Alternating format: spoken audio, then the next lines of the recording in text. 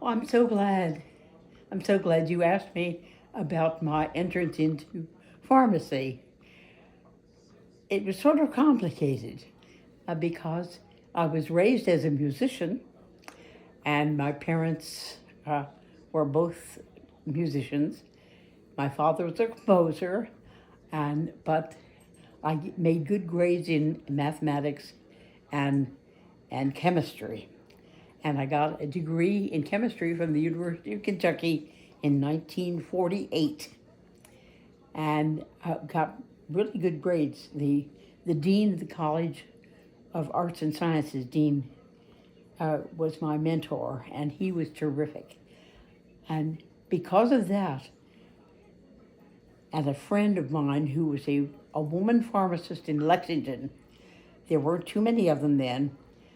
She said, "What do you want to do?" I was going to get a PhD in chemistry. And she said, "You don't need to do that. You're a people person and you need to deal with people."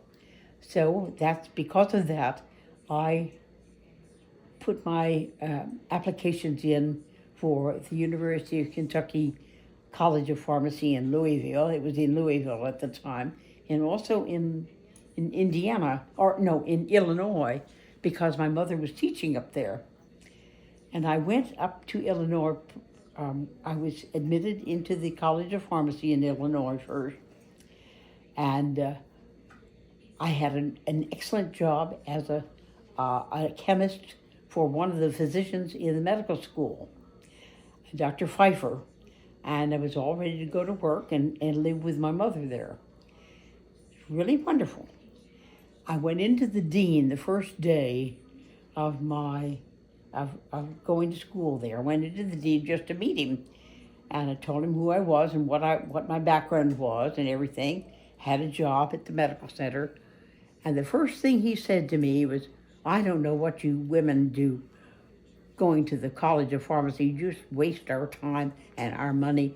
You go through pharmacy and you quit and get married after." And I said to the dean, I won't give his name, I said, "You absolutely do not know me very well, and I'm not going to stay here at your school. I'm going to call Dean Sloan at Kentucky and go down there." And I did immediately. I called Dean Sloan, and he said, and they'd already started school, and he said, "Miss Hartman, come on down. We're ready for you." That made a lot of difference to me in my life, because I moved to Louisville, Kentucky, where the College of Pharmacy was. It had been the Louisville College of Pharmacy and was bought by the University of Kentucky in the 50s, and it didn't move to Lexington until we built the first building on the campus of Lexington of Lexington. We paid, and the Kentucky Pharmacy College of Pharmacy paid for its own building on the campus. We're the only professional school that did that. Anyway, I had the privilege of going to school at University of Kentucky College of Pharmacy in Louisville. Had some marvelous teachers in pharmacognosy, which is no longer taught. That's the medicinal botany, and then I had pharmacology. I had a marvelous physician who taught, and Dr. Walton, who was known for his pharmacology. I had some wonderful teachers. I didn't make terrific grades, but I hung in there because pharmacy was different to me. But I got a job as a pharmacist, as an assistant in the in the hospital pharmacy in Louisville. It had 2,000 pages, I think, and Bill Vollmer was the pharmacist there. It's when they first started to have hospital pharmacies, and there I was able to. I had an office in the pharmacy, and they had a clinic They gave all their medications away, and I had a wonderful opportunity there of making all the medications from scratch. We made our own paregoric. We made our own suppositories for asthma. We did everything by hand. They had a 65-gallon mixer from a steamboat, and we mixed like 75 gallons of elixir of turpentine hydrate with codeine, or potassium chloride liquid, all the medications that were used in the hospital. We made those from scratch, and that was the most wonderful information. Balmer was a wonderful teacher, and he helped me do all of these things. And I had to figure out all the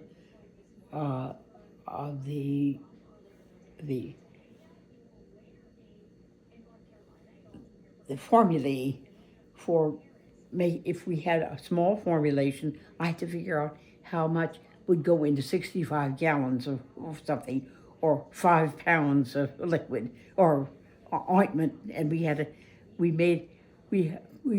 a paint mill, and we converted it into making ointments. It was wonderful. So I worked there all the time I was going to the College of Pharmacy. And then even after I quit, I stayed at the hospital and worked for several months after I stopped pharmacy, because we didn't have an internship, and I had to have experience in order to get my license. So I graduated in 1951 from the College of Pharmacy. I didn't get my license until 1952 because I had to have a license. In which case I came to Lexington and worked and it was difficult finding a job as an intern because women were not pharmacists. I think there were 3 or 4 women pharmacists in Lexington at the time, and I knew all of them. They were wonderful people, had a wonderful philosophy, and my father went with me to get a job as an intern. And it was very difficult because I was a woman, and they would take one look at me and said, "Sure, we'll take you." And they had no idea what I was capable of doing. And they saw me as a front person instead of working in the pharmacy. But I finally worked for William Curry and his father, who owned Hubbard and Curry. And they were a pharmaceutical chemists, and they also had an arrangement with the veterinarians in town. We made a lot of veterinarian medication, and being a chemist, I had my degree in chemistry, so I loved to mix things. So I eventually was mixing a lot of. I was doing the medication for one of the dermatologists in town. His name is Moberly, and he had a Moberly emulsion. And I figured out that using a suspending agent would keep the Moberly emulsion in suspended, and you could give it to patients. In fact, I could make things, and the physicians got to know me there, and I worked for Hubbard and Curry for 16 years. And by that time, they built the University of Kentucky Medical Center. And so when they first opened, they asked me, Paul Parker was the chief pharmacist there, and he asked me to come and manage the outpatient pharmacy, which is a pharmacy in the lobby of the university hospital. It was right in the lobby. And so I agreed to do that. It was a challenge because I was the only pharmacist there. I had one person who took care of the ordering of the goods and cleaning and things of the pharmacy. But I also had to have someone do my typing for me. So I interviewed several people and finally found a young woman whose husband was working on his PhD at UK in French. And they spoke French and English, and she was delight, but she was only 5 feet tall, and I had to have a box for her to stand on so she could do all the typing. She was an excellent typist. And we filled 300 and 400 prescriptions a day, one person, and I had a typist and everything. And it was really interesting. But philosophically, Paul Parker was running a pharmacy, and he thought that I would have time to go to meetings and everything. I said, if I cannot go to meetings until you send a replacement for me as a pharmacist into my pharmacy. They did not do that. So I did not go to the meetings. I was filling prescriptions. I said, my basic responsibility here is as a pharmacist, and I have to be sure that the people get the proper medication. And I interviewed every patient that I had. I insisted on talking to every patient when they received their medications, in order to identify whether they were getting the right medications or not. And sometimes that happened. I would not leave the pharmacy. They said I was uncooperative because I did not meet with the group upstairs as a pharmacist in charge of medication. But I couldn't close the pharmacy. Eventually, they spent, when I became the first woman member of the Board of Pharmacy, they finally gave me a relief pharmacist who would come in for a half an hour. I could go to lunch. That was wonderful. But my experience there, working with physicians and making up their own medications was wonderful. And I worked with many of the young physicians that were in the clinic, and would check all the prescriptions that came in. I'm truthful. We were selling 300 and 400 prescriptions a day. I had students would come in and work with me, and frequently we were so tired, we didn't have time to eat or do anything. We just filled prescriptions, and we made capsules, and frequently medications for the patients who were the first patients that got kidney transplants were among some of the most challenging ones, because they had, when they would be discharged from the hospital, they would have quite a few medications, 10, sometimes as many as 10 medications. So I would take the whole family in with the patients when they were discharged and talk to them, take their blood pressures and do all the normal things that you find out about a patient. And I drew pictures. Many of them could not read or write. So I drew pictures of the sun coming up and the sun going down and people eating. And we gave that as their instructions on how to take their medications.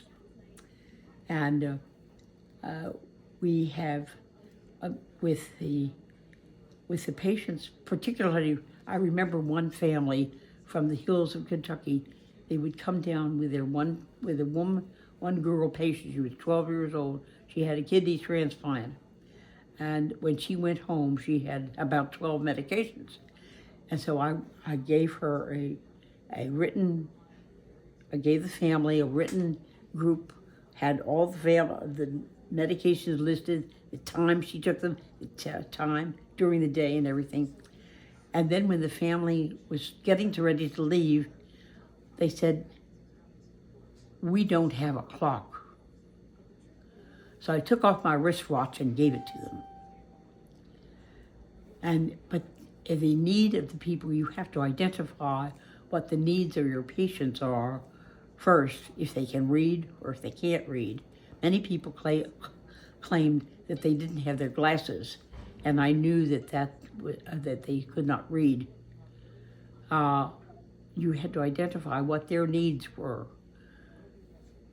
I think that's important in identifying what patients need. And I found medications that were incompatible with what the patient was taking already, and I would call the clinic and ask to talk with the student who had written, the medical student who had written, and it got to the point where they would say, "Mrs. Doughty, what did I do now?" But it was a very, very challenging area, and I was there in the outpatient pharmacy. We closed it after 15 years.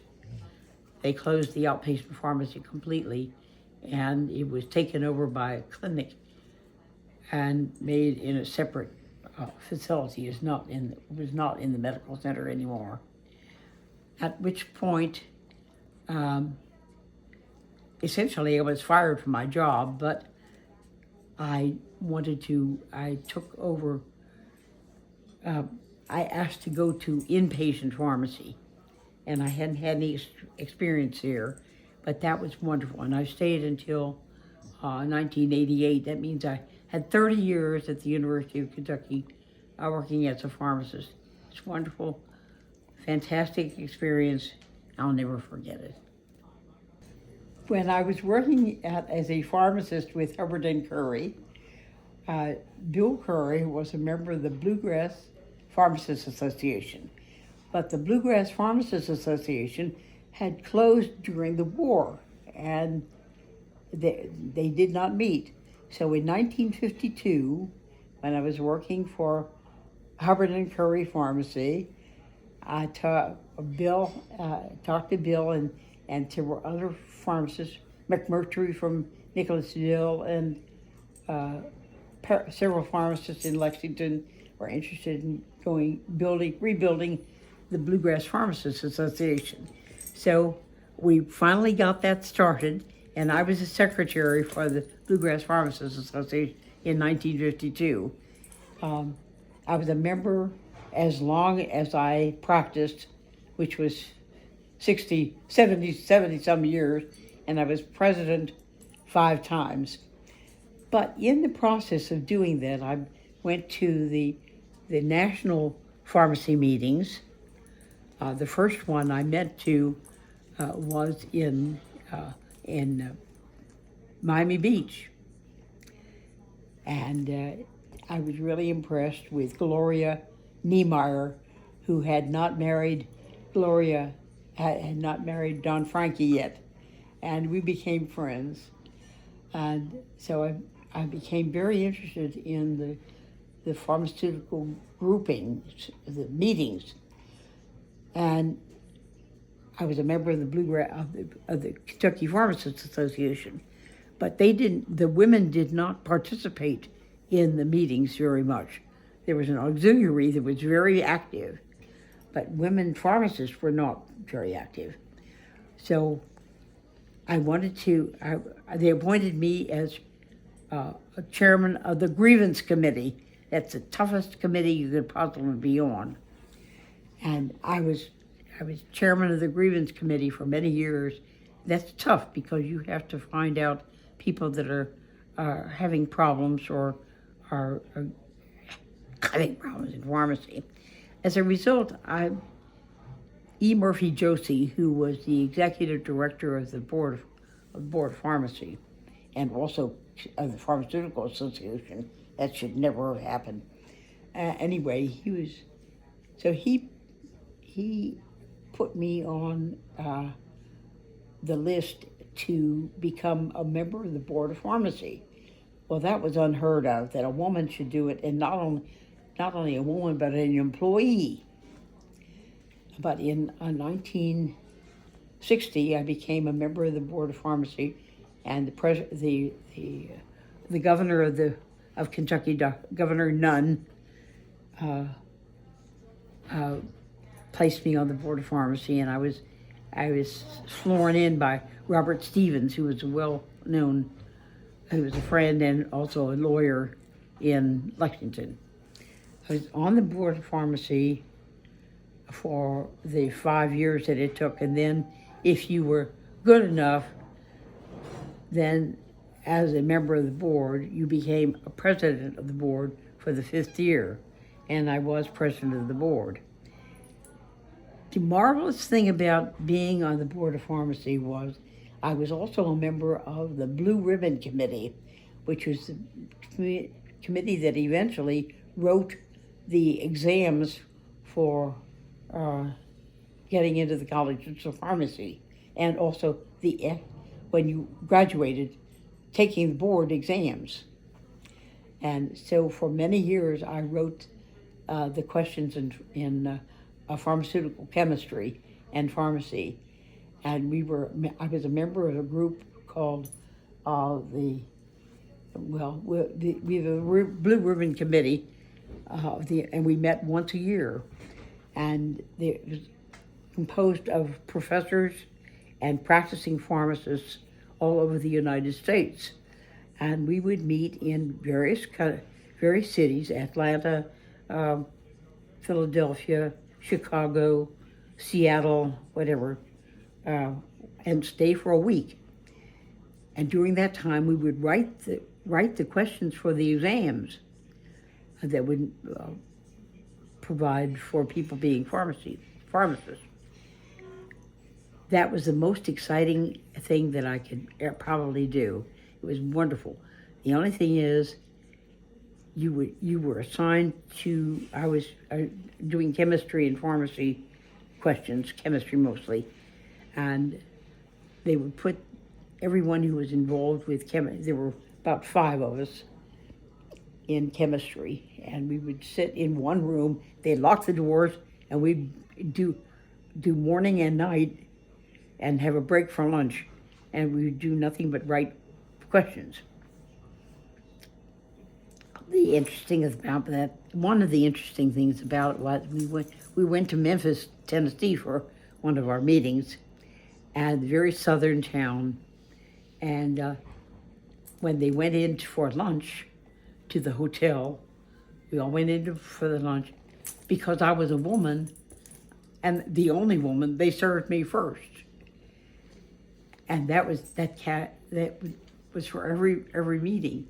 And then finally, when they had the final meeting, the president of the Pharmaceutical Association, National Pharmaceutical Association, and the deans and I think the governor and everybody, they all came to Memphis for a final meeting.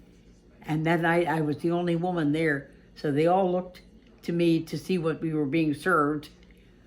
It was really fantastic. But the experience meeting with pharmacists from all over the United States was fabulous. I met professors and practitioners from all over, and we became friends, and we learned about pharmacy in many, many different states.